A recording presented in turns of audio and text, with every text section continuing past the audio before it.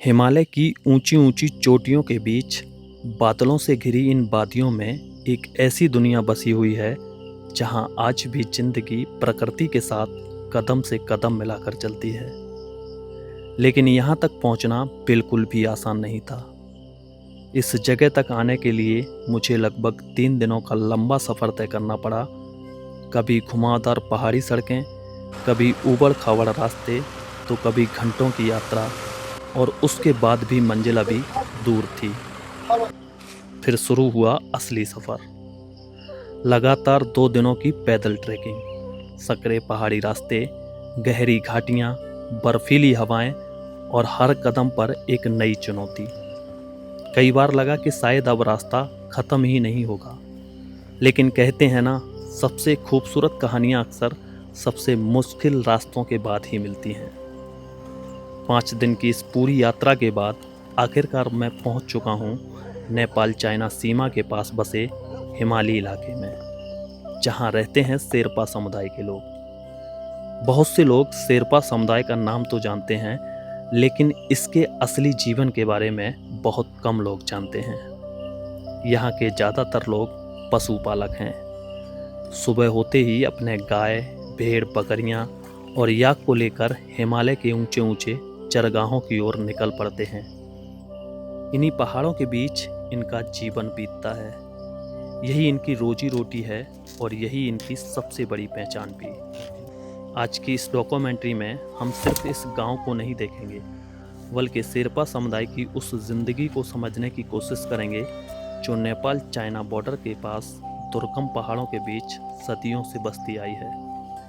जानेंगे उनकी संस्कृति, परंपराएं, रहन सहन, पशुपालन और प्रकृति के साथ इनके गहरे रिश्ते की कहानी। तो आइए मेरे साथ इस अनोखी यात्रा पर चलिए और मिलते हैं हिमालय के उन लोगों से जिनकी सादगी, मेहनत और जीवन शैली आज भी इस कठिन भूभाग में एक मिसाल बनकर जी रहे हैं।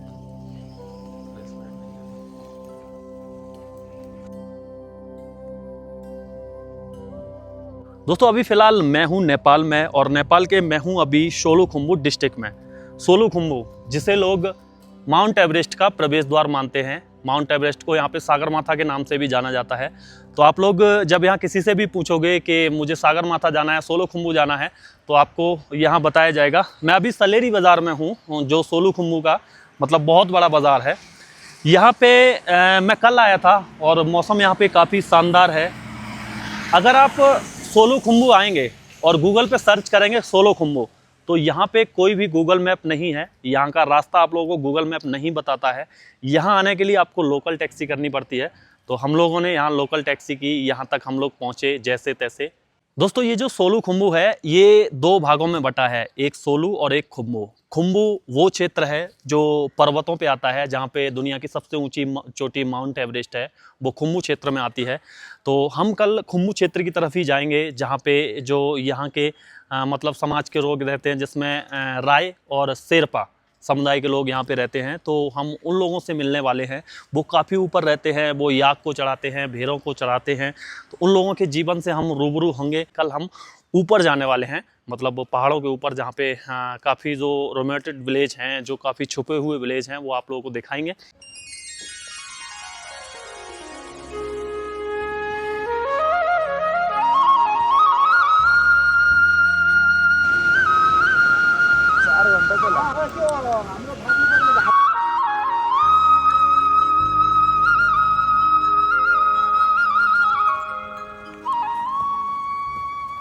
जी भाई, ये हम आ चुका है सोलुखुम्बु के थापरे गांव। यहाँ मिल रहा है ये इधर लोकल फूड बोलते हैं इसको, बिना पूछे मत खाना। ये क्या है? ये इसको हम नेपाली में इसको मिर्च भी कहते हैं। अच्छा, ये इसका पेड़ है। इस पे देखो, ये रेड कलर का लगा हुआ है, ये मिर्ची है। इसको भाई अभी काला मिर्च बोल रहा था। यहाँ देखो बहुत तादाद में लगा हुआ है ये। तो वो भाई बोला है कि मतलब मेरे से बिना पूछे फूट ये छुटा है। हाँ। ये अलग है, ये अलग है। अच्छा, वो अलग है। इसने इसको है ना, गाय ने खाया तो वो मर जाएगा। ओ, इसको कोई भी नहीं खाता। इसको एक ही चारा खाते, वो अलग ही होता है, वो अलग ही होता है, जैसा खाता वैसा ही निकाल देता है। ओके। अभी फ़िलहाल मैं नेपाल में हूँ और ये दादी यहाँ पे बिलौना कर रही है, मतलब यहाँ पे छाछ को चला रही हैं, जिसमें से ये जो छाछ है, ये जो आप देख रहे हैं, ये याक का दही है। तो हमने दादी को रिक्वेस्ट किया है कि दादी हमें ये पीना है, भाई हम छाछ को पिएंगे, हमने बोला है। तो दादी एग्री हो गई हैं, कह रही हैं ठीक है हम आपको देते हैं। अभी इन्होंने इससे घी नहीं निकाला है, मक्खन नहीं निकाला है, उसको निकालने में अभी समय लगेगा और हमको अभी आगे जाना है। तो हमने बोला दादी हमको एक गिलास ये पीना है, तो दादी ने बोला ठीक है। ये देखो भाई, अभी पूरा ये गाढ़ा गाढ़ा है, देखो इसमें से घी नहीं निकाला है दादी ने, भाई बिल्कुल प्योर है, बिना घी निकाला हुआ। बिल्कुल पानी छैन, पानी भी नहीं है, पुरा दुध, पूरा प्योर। प्योर दुध गाईको। हाँ, प्योर दूध गाय को, दादी बोल रही है प्योर है बिल्कुल, इसमें कोई भी मिलावट नहीं है। जो दादी ने हमारे लिए मतलब निकाल के दिया है ये छाछ, इसको ट्राई करते हैं भाई। बिल्कुल प्योर है, कुछ भी इसमें से ना घी निकाला गया है और ना इसमें पानी डाला गया है। वाह भाई साहब, बहुत टेस्टी है।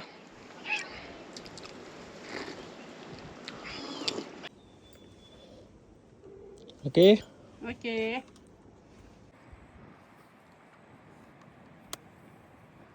सुबह हम सलेरी से निकले थे 7 बजे और अभी अगर टाइम की बात करूं तो हमें बज गए हैं, अभी 10 बजने वाले हैं, 9:50 हो रही हैं और हम लोग अभी लगभग सलेरी से 13 किलोमीटर दूर हैं। 10 किलोमीटर हम लोगों ने ऑटो किया, हम लोग ऑटो से आए, उसके बाद हमने 3 किलोमीटर का भी ट्रैक किया है, तो हम ऊपर तक पहुंच चुके हैं। यहाँ नीचे एक छोटा सा यहाँ पे घर था जहाँ पे दादी बिलौना कर रही थी, छाछ मतलब दही का बिलौना कर रही थी, तो हमने वहाँ पे दही मतलब छाछ पिया है। और अब हम ऊपर की तरफ जा रहे हैं, पीके टॉप की तरफ। पीके टॉप पे ऊपर वहाँ पे चरवाहे रहते हैं, वो अपनी गायों को चराते हैं, वहाँ पे याक मिलेंगे, भेड़ मिलेंगी, तो वहाँ पे लोग ज़्यादातर जो टूरिस्ट इधर आता है सलेरी, तो माउंट एवरेस्ट का ट्रैक करते हैं और दूध कुंडा का ट्रैक करते हैं, उसमें बहुत से लोग पीके भी जाते हैं, पीके व्यू पॉइंट जो है, तो हम लोग अभी उधर जा रहे हैं। हमारा जो मेन मकसद वो है, वो यही है कि हम यहाँ के लोकल लोगों से मिलें, यहाँ के गांव के लोगों से मिलें, उन लोगों का जो जीवन है किस तरह से यहाँ पे व्यतीत होता है वो कवर करें। ऊपर अभी हम जा रहे हैं टॉप की तरफ, जहाँ पे वो चरवाहे रहते हैं, उनकी लाइफ को देखेंगे, उनकी लाइफ को समझेंगे, वो लोग कैसे रहते हैं, क्या यहाँ का जीवन है। अगर आप लोगों को असली नेपाल देखना है तो हमारी ये वीडियो आपको पूरी देखनी पड़ेगी। पूरी सीरीज़ मैं ऐसी बनाऊँगा जिसमें आपको नेपाल की ब्यूटी देखने को मिलेगी, असली कल्चर देखने को मिलेगा, जो अभी धीरे धीरे विलुप्त होता जा रहा है। वो कल्चर हम दिखाने वाले हैं आपको नेपाल का, जिसमें आपको बिल्कुल असली नेपाली कल्चर देखने को मिलेगा।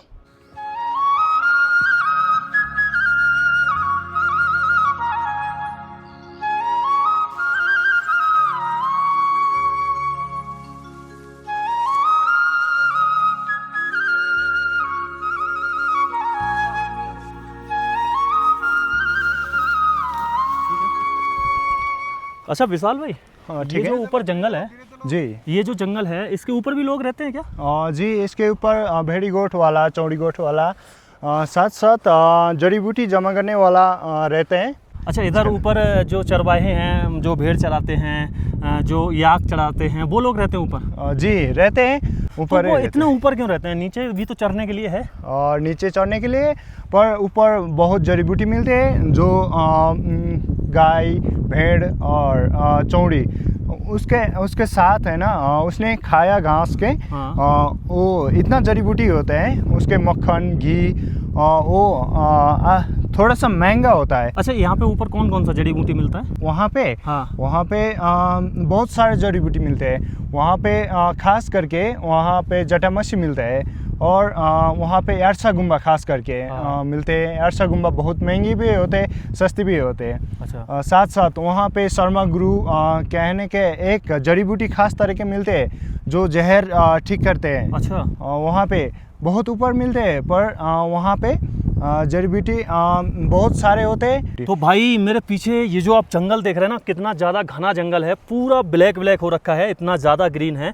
इसके ऊपर भी चरवाहे रहते हैं। तो जैसे कि भाई ने बताया, भाई की थोड़ी सी हिंदी मतलब वैसी है, आप लोगों को शायद समझ में आ रहा होगा, मेरे को भी पूरा समझ में आ रहा है। तो भाई ने हमें बताया कि ऊपर जो चरवाहे रहते हैं वो इसलिए रहते हैं, एक तो वहाँ पर वो अपनी मतलब गायों को चराते हैं, याक चराते हैं, भेड़ों को चराते हैं।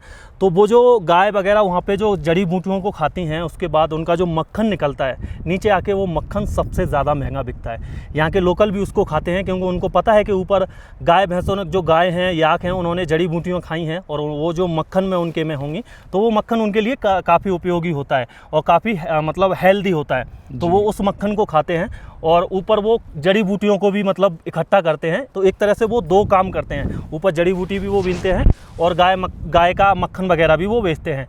तो कहने का मतलब ये है कि उनके दो कारोबार वहाँ से चल रहे हैं। जड़ी बूटी तो वहाँ पे बहुत बहुत महंगी मिलती हैं। अभी हम लोग यहाँ से निकले हैं, लगभग हमें 3 दिन तक लगेगा ऊपर तक पहुँचने में, और हम चलते हुए जाएंगे। रास्ते में हमें बहुत से लोगों ने मना किया कि अभी आप ऊपर मत जाओ, क्योंकि अभी बारिश का मौसम है, रास्ते पूरी तरह से ख़राब हैं, लैंडस्लाइडिंग वगैरह हो सकती है, आप फिसल सकते हो। लेकिन हमने पूरा रिस्क उठाया और जा रहे हैं ऊपर पहाड़ की तरफ।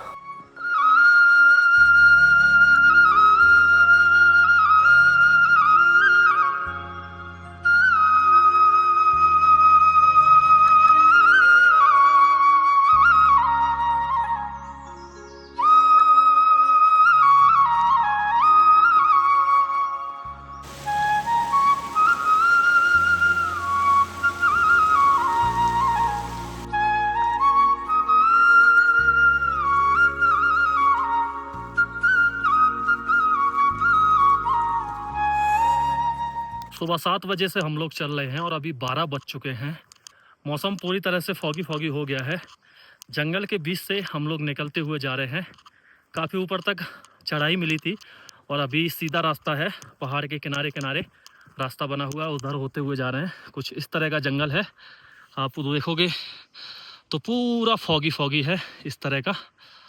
और ये वही जंगल है जो मैंने आपको नीचे से दिखाया था, जो काला काला आपको नज़र आ रहा था, ये वही पेड़ है जो आपको दूर से देखने में बिल्कुल काले काले दिखते हैं, लेकिन जब इनके पास आते हो तो आपको ये जंगल कुछ इस तरह का दिखता है। तो अभी बताया भाई ने कि बीच में हमको कुछ नहीं मिलेगा, ना कोई गांव मिलेगा, ना कोई घर मिलेगा।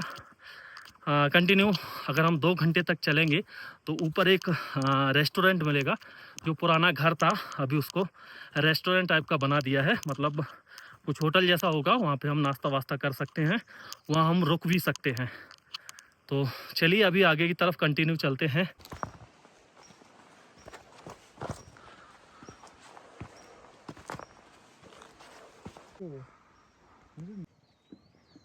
और अभी 1 बज चुका है। फाइनली हमें एक रेस्टोरेंट मिल चुका है, एक होटल बोलेंगे या इसको घर बोलेंगे। वैसे तो ये घर है, लेकिन यहीं पे रुकने की भी व्यवस्था है। तो यहाँ अगर देखेंगे, ये पत्थरों पे कुछ यहाँ मंत्र लिखे हुए हैं जो तिब्बतन शैली में हैं, और यहाँ पे एक घर है जिसको इन्होंने होम स्टे बना रखा है। तो हम यहीं पे अभी थोड़ी देर रुकेंगे, यहाँ कुछ खाएंगे, क्योंकि सुबह से हम लोग निकले हैं तो हमने अभी तक खाना पीना कुछ नाश्ता वास्ता भी नहीं किया है। कुछ खाते हैं, उसके बाद फिर हम आगे पीके टॉप चलेंगे। तो आज का ऐसे कह लो कि हम सुबह से चले हैं और अभी तक हम यहाँ पर पहुँच पाए हैं।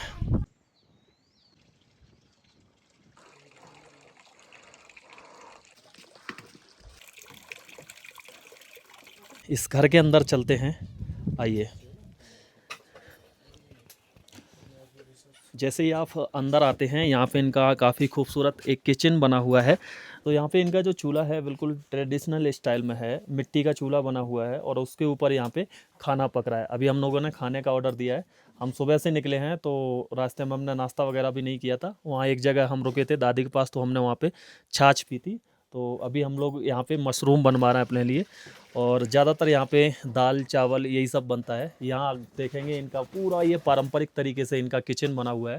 ऊपर पूरा जो छत है वो वुडन का है, लकड़ी का बना हुआ है। और यहाँ पे जो भी आप बर्तन देख रहे हैं सारे यहाँ इनके पारंपरिक हैं, जो ये लोग यहाँ पे इस्तेमाल करते हैं। अच्छा, आप लोग गैस यूज़ करते हैं क्या? गैस यूज़ करते हैं? अच्छा, गैस भी ये लोग यूज़ करते हैं। इसका इन्होंने अलग सेटअप बना रखा है और यहाँ पे ये इसी पे ज़्यादातर अपना खाना पकाते हैं। गैस को तो ये इमरजेंसी के तौर पे रखते हैं। तो यहाँ पे इस तरह का है। और इसमें ये क्या रखा है आपने इधर? वही लहसुन प्याज वगैरह। हाँ, यहाँ पे जैसे इनका लहसुन है, प्याज है, वो पूरा इस तरह का इन्होंने रख रखा है। और यहाँ पे एक चिमनी लगी हुई है जिससे ये जो जितना भी धुआं है वो बाहर की तरफ निकल जाता है। तो यहाँ पे ये मशरूम है, ये मतलब इन्होंने सुखा के रखा है और इसको अभी ये पानी में इन्होंने गर्म पानी में डाला है। इसको ये पकाएंगे। तो आज हम यहाँ का लोकल मशरूम ट्राई करने वाले हैं जो यहाँ लोकल पहाड़ों में मिलता है। काफ़ी अच्छा ये मशरूम होता है और काफ़ी कॉस्टली भी होता है। अगर बात की जाए ये बाहरी दुनिया में तो बहुत महंगा बिकता है, लेकिन यहाँ के लोगों के लिए आम बात है क्योंकि यहाँ इन लोगों को ईज़िली मिल जाता है, तो ये लोग यहाँ पे खाते हैं। इसी तरह के ये यहाँ पे सब्ज़ी वगैरह अपना ऑर्गेनिक उगाते हैं और उसी को खाते हैं। यहाँ पे कोई भी आपको खाद और उस तरह का कुछ भी नहीं, यूरिया वगैरह ये लोग यहाँ कुछ भी नहीं पहुँचता है। अभी हम काफ़ी हाइट पे हैं, सुबह से हम लोग चल रहे हैं और अभी 1 बज चुका है, लगभग 6 से 7 घंटे हमें यहाँ पहुँचने में लगे हैं और अभी तो हमें और ऊपर तक जाना है। आज हमने सोचा है क्योंकि हम पूरी तरह से थक चुके हैं, तो हम सोच रहे हैं आज इनके यहाँ पे यहीं पे स्टे करेंगे। अभी थोड़ा सा और ऊपर की तरफ जाके आएंगे, यहीं आसपास में घूमेंगे। तो आज का स्टे हमने यहीं पे कर लिया है। अभी खाना हमारा बन रहा है, खाना खाते हैं और उसके बाद फिर यहाँ पे आराम करेंगे। खाना तो क्या इसके साथ क्या खाएंगे? रोटी या चावल भी चलेगा। चावल? चावल ही खाएंगे। हाँ, चावल बनेगी ना। चावल पत्थर है।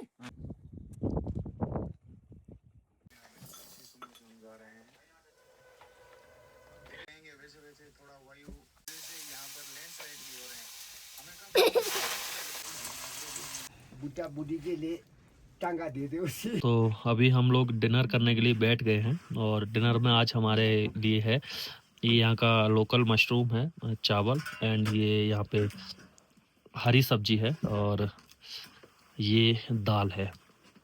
तो अभी हम लोग शेरपा कम्युनिटी के साथ में हैं, तो यहीं पे ये देखो इनका किचन है और किचन में ही हम लोग खा रहे हैं क्योंकि आज सर्दी बहुत ज़्यादा बाहर।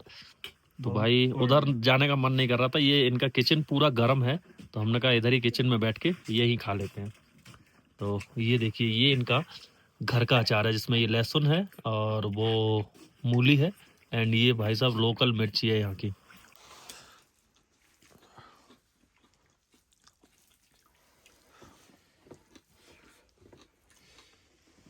अभी फ़िलहाल मैं शेरपा कम्युनिटी के जो लोग हैं उनके घर में बैठा हुआ हूँ और रात के तकरीबन 9 बजे हैं। ये दोनों लोग दंपति हैं, यहीं पे रहते हैं। ये अपने गाय को यहाँ रखते हैं और गाय को चराते हैं, उनका दूध निकालते हैं, उससे घी बनाते हैं। और ये जो आप देख रहे हैं ये चीज़ है, तो इसको भी ये बनाते हैं। तो आपका नाम क्या है? मेरा नाम फुरबा शेरपा। और आपका? तो ये दोनों ही लोग शेरपा हैं। मतलब इनका मुख्य रोजगार वही है, गायों को चराना और उनका दूध निकालना, उससे फिर घी निकालना, यही इनका रोजगार है। ये चीज़ है ना? हाँ चीज ही। ये चीज़ मतलब कहाँ पे बिकता है? उधर बाजार में सलेरी। सलेरी बाजार में बिकता है। तो ये किस काम में आता है? ये आदमी भी खाएगा, कुकुर के दिएगा। अच्छा, इसको आदमी भी खाता है, कुत्ता भी खाता है। हाँ, तो ये आउट ऑफ कंट्री जाता है, बाहर जाएगा विदेश में? विदेश में चलेगा। अच्छा, ये विदेश में जाता है, अपनी इंडिया भी जाता है, अमेरिका हाँ। भी जाता है। हाँ। मतलब अमेरिका वाले ज़्यादातर अपने कुत्तों के लिए अब इसको ले जाते हैं।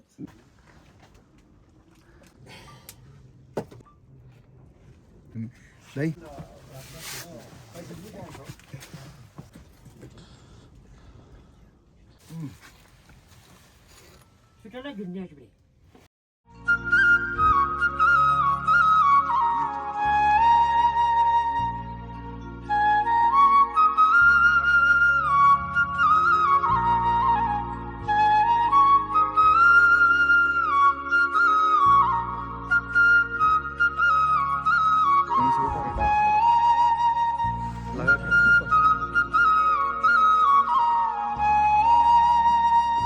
तो अभी हम पहुंच चुके हैं। ये है सामने जो मेरे पीछे दिख रहा है ना, ये है पीके टॉप और इसके नीचे हम लोग हैं।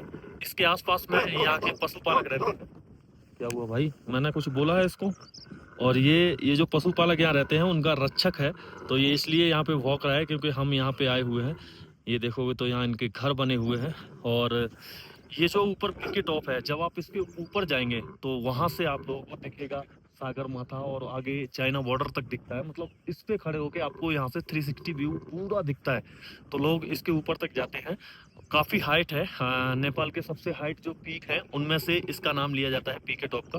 तो यहाँ पे लोग जाते हैं और अभी देखोगे पूरा यहाँ पे बादल है।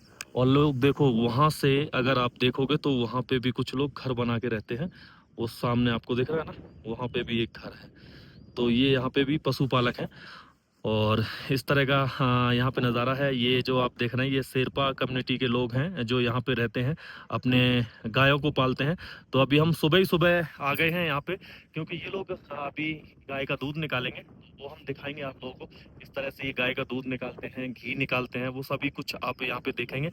और नीचे से ये देखो भाई बादल आ रहे हैं। और कल हम आए हैं, ये जो आपको पहाड़ दिख रहा है ना, ये वाला, इस पहाड़ के पीछे है सलेरी बाजार। तो सलेरी बाजार से हम लोग आए हैं और कुछ लोग इस पहाड़ के ऊपर भी रहते हैं पशुपालक। तो उनके पास भी हम लोग चलेंगे, उन लोगों से भी मिलेंगे। तो इस तरह का यहाँ पे नज़ारा है। नीचे हमारा यहाँ पे होटल है, इस पीक के नीचे ही हम लोग रुके हुए हैं। तो अभी हम यहाँ पहुँच चुके हैं। चलिए चलते हैं, जल्दी से आप लोगों को दिखाते हैं। वो लोग अभी गाय का दूध निकाल रहे हैं। और ये यहाँ पे रखवारी पे रहता है कुत्ता। हाँ, मतलब कोई भी यहाँ आए तो उसके लिए इन्होंने यहाँ एक रख रखा है अपना सुरक्षा गार्ड।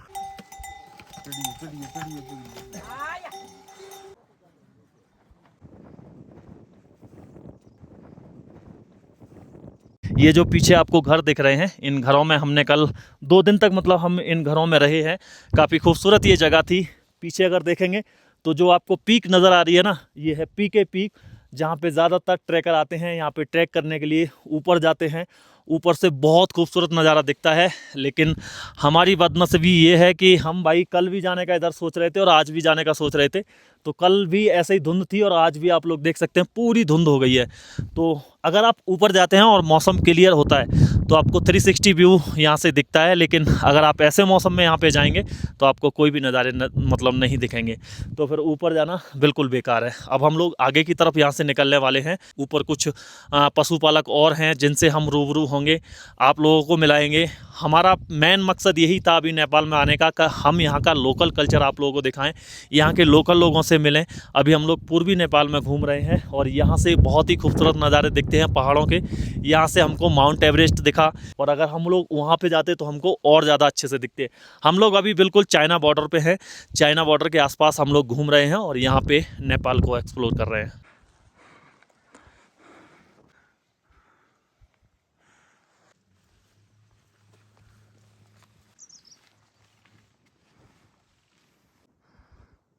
लगातार 5 घंटे का ट्रैक करने के बाद फाइनली हमें यहाँ पे एक बौद्ध स्तूपा मिला है, जो यहाँ के लोकल लोगों ने इसको बनाया है।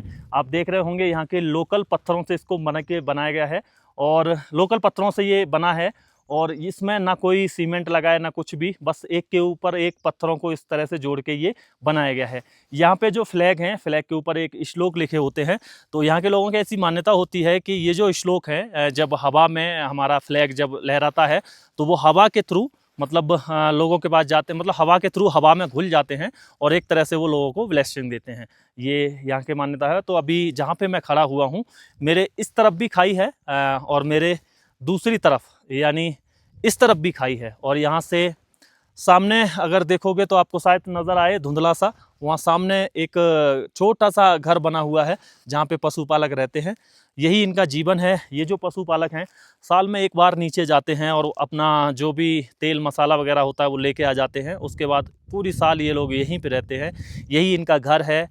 यहीं ये लोग अपना दूध निकालते हैं, उससे घी बनाते हैं, चीज़ बनाते हैं। तो एक तरह से यही इनका रोज़गार है। और यहाँ पे इन लोगों ने ये मंदिर जैसा बनाया हुआ है, स्तूपा। तो चलिए चलते हैं, उन लोगों से मिलते हैं, बात करते हैं, मुलाकात करते हैं कि आखिर वो लोग कैसे अपनी ज़िंदगी यहाँ पे जीते हैं।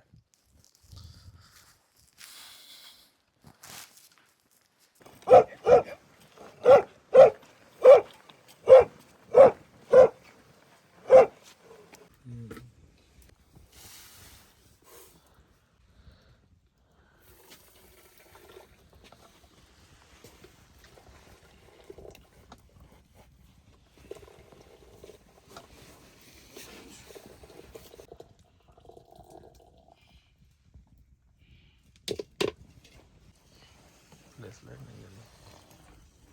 उधर न तीन टाइम के टाइम क्या है पूरा जाएगा दोस्तों अभी फ़िलहाल मैं पहुंच चुका हूं यहाँ पे जो चरवाहे हैं जो अपनी भेड़ों को चराते हैं उनके पास में। तो क्या नाम है आपका? उमर बहादुर तमन। उमर बहादुर तमांग। आप तमांग हैं? तमन। तो यहाँ पे कितनी भेड़ें हैं आपके पास? 300 देती है। 300।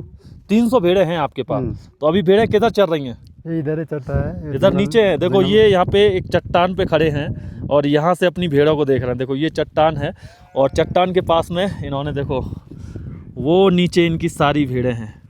इधर देखो वो चल रही हैं वहाँ पे। तो अभी अगर आप आवाज़ देंगे तो भेड़ें आपके पास आ जाएंगी। कोई इधर से सीटी बजाएगा तो वो चल जाएगा। तो ये बिल्कुल भाई साहब हिमालय के पशुपालक हैं जो हिमालय के बीच में रहते हैं। और ये आगे क्या लगाया हुआ है आपने? इसको क्या बोलते हैं? इसको खुकरी। खुकरी। तो ये आपने 3 खुकरी क्यों लगाई हैं? इसको ये खुकरी तरकारी काटना है, ये अच्छा। खुकरी लकड़ी काटना है। तो एक बार दिखाएंगे कौन सा तरकारी वाला है कौन सा लकड़ी वाला है? ये तरकारी के लिए। ओके। ये लकड़ी वाला काटेगा दावड़ा। ठीक है। और तीसरा वाला? तीसरा वाला आग बालनी है। आग जलाने के लिए? आग पारने वाला है ये। आग जलाने के लिए? आग जलाने वाला। तो अभी जला के दिखाएंगे आग कैसे जलाते हैं इसको इसको वो झुलोर नहीं है। अच्छा वो नहीं है अभी आपके पास। उसको वो है तो इन्होंने यहाँ पे पूरा अपना ये आइटम रख रखा है और अपना लेके चलते हैं साथ में ही और यहाँ पे अपने पशुओं को चराते हैं, अपनी भेड़ों को चराते हैं। तो भेड़ों का यहाँ पे क्या दूध बेचते हैं या कैसे, क्या घी बिकता है? घी बिकता है, वो दूध नहीं बिकता। दूध नहीं घी बिकता है। अच्छा मैंने सुना है आप लोग जड़ी बूटी भी रखते हैं अपने पास?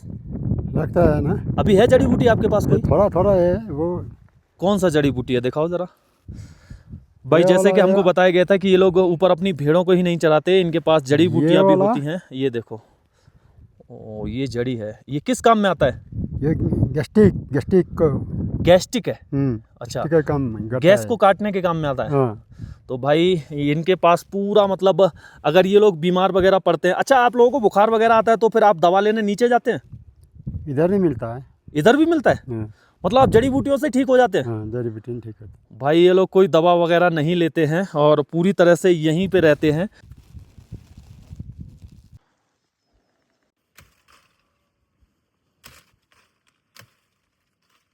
अभी दादा ले जा रहे हैं अपने घर पे, कह रहे हैं चलिए चाय पीते हैं। तो काफ़ी दूर तक हम लोग आ गए हैं और अभी पता नहीं कितनी दूर है। अभी दादा कितनी दूर है वो घर? बस थोड़ा सा बचा है। भाई जंगलों में इनका घर होता है और जहाँ पे ये लोग रहते हैं। बारिश होती होगी फिर तो बहुत दिक्कत होगी ना। बारिश में तो बहुत समस्या होती है भाई। पत्थरों से शायद बनाया, पत्थरों से बनाया आपने घर? पत्थर से टेम्परेरी घर इन्होंने बनाया है क्योंकि ये हमेशा यहाँ पे नहीं रहते हैं। ये अभी यहाँ पे हैं कुछ महीने तक, उसके बाद फिर ये नीचे चले जाएंगे। जब यहाँ पे बहुत ज़्यादा बर्फ़बारी होने लगती है फिर ये लोग नीचे चले जाते हैं प्लेन की तरफ।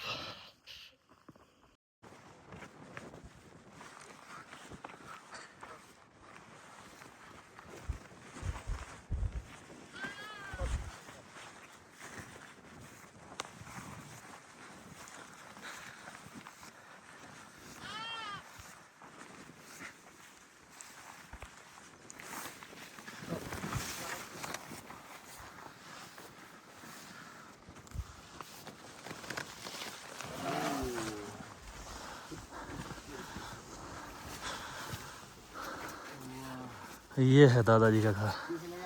वाह मस्त भाई, मस्त बना रखा है। ये नया ही बनाया है क्या दादा? अच्छा आपका टेम्परेरी रहता है, मतलब कभी कहीं पे भी जा सकते हो? ओके।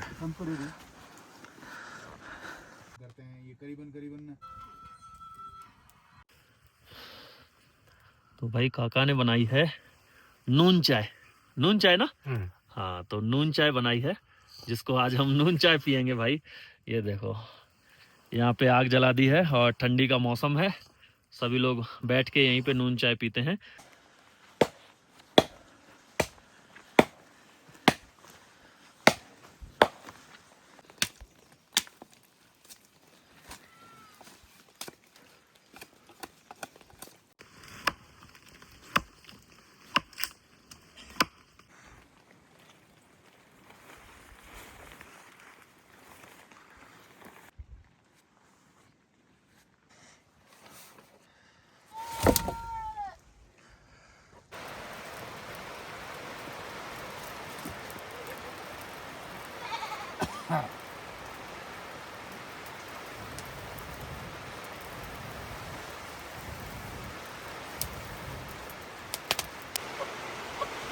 अंकल हमें लेके आए थे चाय पिलाने के लिए, लेकिन हमने चाय क्या पी, हम यहीं पे होके रह गए। अब अंकल ने बोला कि आप इधर ही रुको, तो हमको तो यहाँ रुकना था, ऊपर हमने एक जगह और देखी थी वहाँ रुकना था, तो हमने कहा ठीक है इधर रुक जाते हैं। तो भाई इंडिया की तरफ तो आप लोगों ने देखा ही है कि मैं कहीं पे भी जाता हूँ तो काफ़ी अच्छे से लोग बहुत अच्छे से बिहेव करते हैं, लेकिन मैं अभी दूसरी कंट्री में हूँ, नेपाल में हूँ। और नेपाल में यहाँ पे अंकल जो हमें मिले हैं काफ़ी अच्छे से, इन्होंने यहाँ पे देखो हमको बैठाने के लिए काफ़ी वो बना रखा है, सामने से आग जल रही है और ऊपर बारिश हो रही है भाई, तो ठंडा यहाँ पे बहुत ज़्यादा है। अभी खाने पीने की तैयारियाँ यहाँ पे चल रही हैं, ये लोग कैसे यहाँ पे सरवाइव करते हैं वो सब कुछ यहाँ पे रुक के देखूंगा मैं, और आप लोगों को भी दिखाऊंगा। अभी खाने पीने की तैयारियां यहाँ पे चल रही हैं, बाहर बहुत तेज़ बारिश हो रही है और अंदर हवा भी बहुत तेज़ चल रही है, तो ठंड बहुत ज़्यादा है।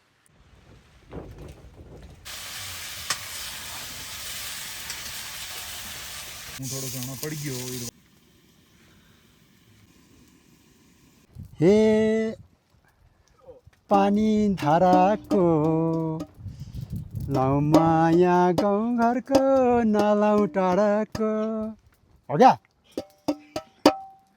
देखा तुमको जब से बस देखा तुमको यारा, तुमसे कोई अच्छा है ना तुमसे कोई प्यारा, यूं नजरे ना तेरे तुम तेरे हो मेरे तुम, के दिया यु है सोनिया। म बिना कसैलाई मुस्किल छ पोखरामा, म छु आज धेरै टाढा, हो म छु आज धेरै टाढा, मेरो दिल छ पोखरामा।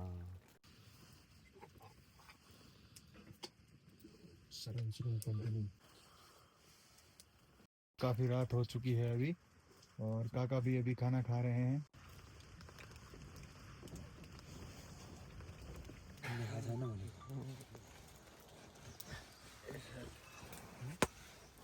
नमस्कार। नमस्कार।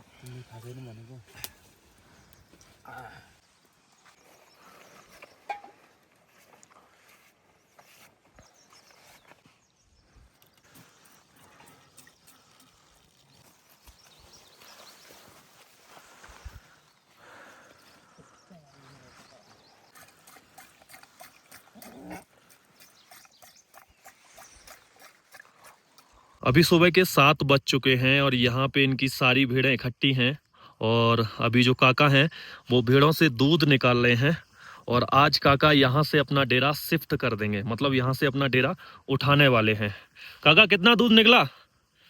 थोड़ा थोड़ा इसमें तो कितने भेड़ का निकाल लिया अब तक? 6-7 निकल लिया। 6-7 का निकाला है, लेकिन इसमें तो 200 ग्राम दूध है, बस 200-300 ग्राम। और ये किस चीज का बर्तन है?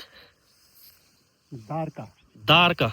ये काठ का बर्तन है, जो लकड़ी बता रहे हैं दार की लकड़ी, तो ये लगभग होगा 200 साल पुराना।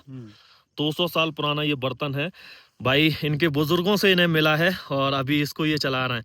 तो आज यहाँ से डेरा आप उठाने वाले हैं? उठाने वाले हैं। क्यों उठाने वाले हैं? आज इधर ये गंदा हो गया। गंदा हो गया इस वजह से, मतलब पूरा आप देखेंगे यहाँ पे गंदगी हो चुकी है, गीला हो चुका है। रात भर यहाँ पे बारिश हुई है, 2-3 दिन से यहाँ लगातार बारिश हो रही है, तो जिस वजह से यहाँ पे पूरी आप देखोगे ये पूरी गंदगी हो रखी है, और गंदगी में यहाँ पे भेड़ें ये रखना नहीं चाह रहे हैं। इस वजह से आज ये डेरा यहाँ से निकालेंगे, आगे जाएंगे लगभग 2-3 किलोमीटर, और उसके बाद वहाँ पे अपना डेरा लगाएंगे। तो भाई बहुत ही संघर्ष है इनकी लाइफ में। यहाँ लगभग 1 हफ्ता हुआ है डेरा लगाए, 1 हफ्ते तक थे इधर भाई। 1 हफ्ते तक ये लोग यहाँ पे इन्होंने टेंट लगाया था, उसके बाद ये यहाँ पे रहे, और अभी यहाँ से ये टेंट उखाड़ के ले जाएंगे, आगे दूसरी जगह लगाएंगे। आप सोचो कि कितनी मुश्किलें हैं इनकी लाइफ में।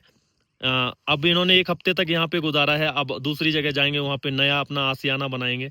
तो ये है कुछ इस तरह की लाइफ इनकी। जो पशुपालक हैं यहाँ पे नेपाल चाइना बॉर्डर पे रह रहे हैं, यहाँ से चाइना बॉर्डर बहुत ही पास में है, और पीछे के नज़ारे आप देख सकते हैं। अगर आज मौसम साफ होता ना तो यहाँ से माउंट एवरेस्ट के नज़ारे बिल्कुल क्लियर दिखते हैं, बहुत साफ यहाँ से माउंट एवरेस्ट दिखता है। जैसे ही हम उन पहाड़ों के ऊपर जाएंगे, तो अगर धुंध हो गई तो नहीं दिखेगा, मौसम साफ रहेगा तो पूरा नज़ारा बहुत खूबसूरत दिखता है।